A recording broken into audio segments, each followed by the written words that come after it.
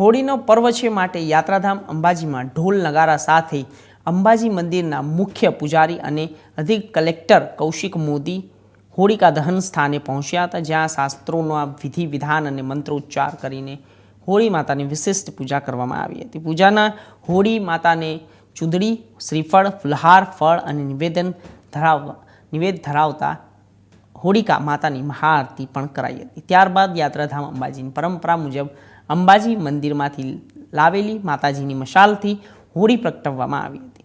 માતાની વિશેષ પૂજામાં અંબાજી મંદિરના મુખ્ય પૂજારી અને અધિક કલેક્ટર કૌશિક મોદી સાથે મોટી સંખ્યામાં શ્રદ્ધાળુઓ જોડાયા હતા અને પર્વ નિમિત્તે ઠાકોર અને આદિવાસી સમાજના યુવાનો તેમજ લોકનૃત્ય ઢોલ નગારા સાથે કરતા જોવા મળ્યા છે.